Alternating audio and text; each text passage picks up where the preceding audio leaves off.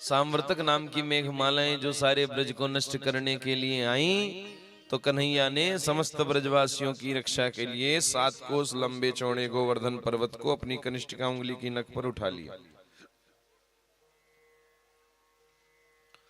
सारे ग्वाल वाल देख रहे हैं, अरे ये क्या हो रहा है, आश्चर्य की बात है। हो नख पर गिरिवर लीनो धार, कन्हैया मेरो वारो।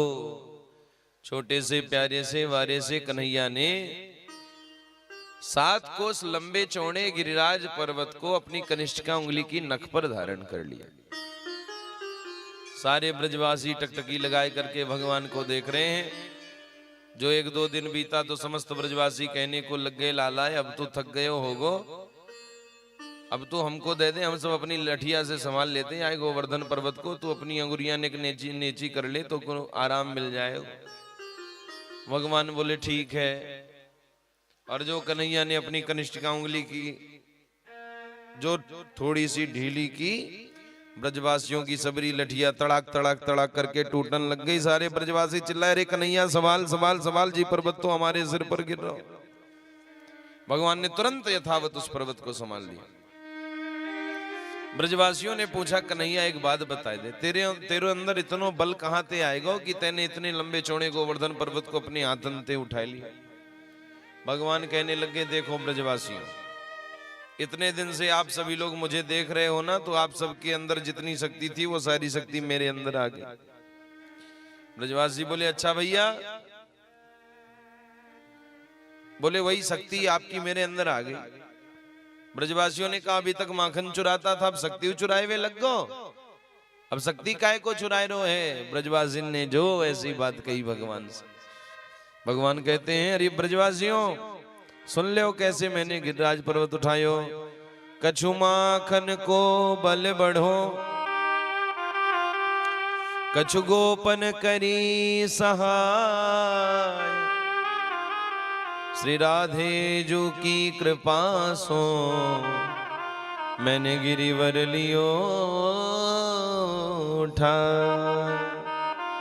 राधा रानी ने कृपा कर दी, कुछ मक्खन का बल बढ़ गया, कछु आप लोगों ने सहायता कर दी, और जो मेरी राधा रानी ने कृपा की तो मैंने 7 कोस लंबे चौड़े गिरिराज पर्वत को कनिष्ठिका उंगली की नख पर धारण कर लिया। बोलिए गिरधारी सरकार की, गिरिराज धरण की। सारे ब्रजवासी जयकारे लगाने लगे।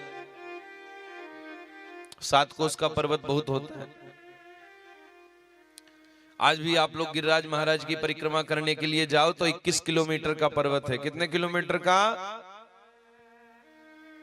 About 21 kilometre. 21 किलोमीटर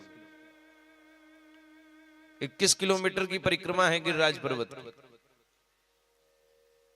और 21 किलोमीटर के पर्वत को भगवान ने अपनी कनिष्ठिका उंगली की नख पर उठा लिया। भगवान के अंदर कितनी ताकत है।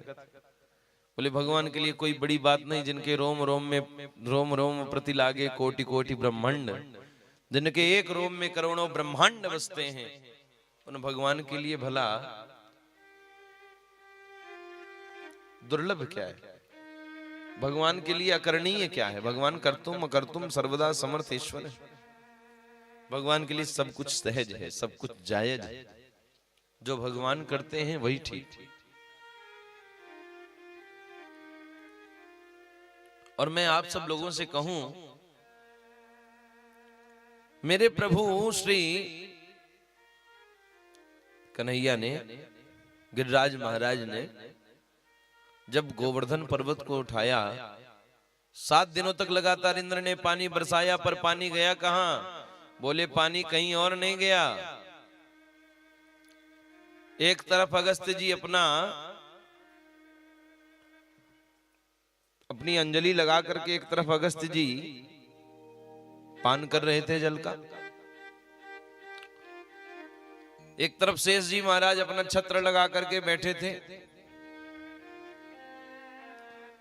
और सुन लो आप लोग, जितना जल गिर रहा था सब अगस्त्य मुनि पान कर रहे थे, क्योंकि कब के प्यासे थे, रामावतार से प्यासे थे। सीता जी ने निमंत्रण किया था, आए 18 दिन तक भूखे ना मिटे, भोजन करते रह गए। सीता जी बोली कैसे पेट भरेगा बाबा का, रिद्धि सिद्धि सब आ गई, गणेश जी भी आ गए, भोजन बनाने 18 दिन बीते।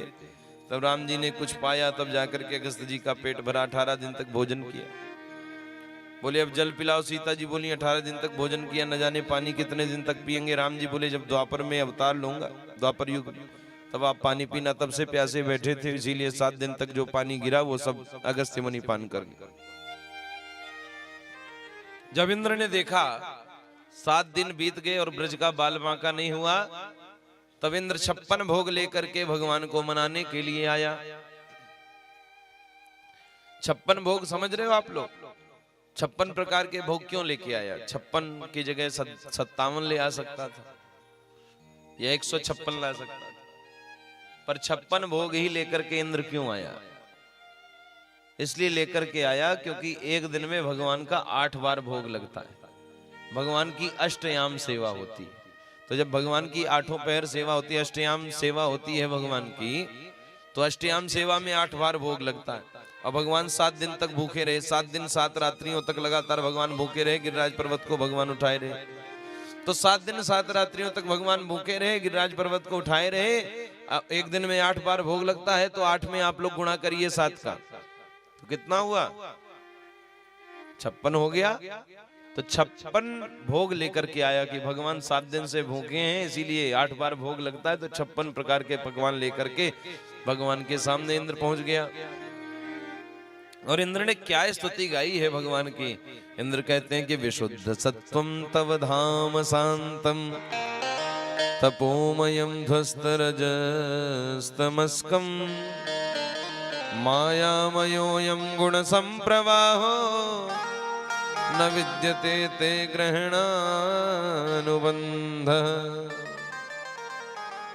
इंद्र ने क्या दिव्य स्तुति गाई भगवान की। इंद्र कहते हैं प्रभु आपकी माया का ब्रह्मादि पार न पाते हैं। यह सृष्टि एक भव सागर है, ऋषि मुनि भी गोते खाते हैं। हे दया निधान दया करिए, मैं अधम देह अभिमानी हूँ।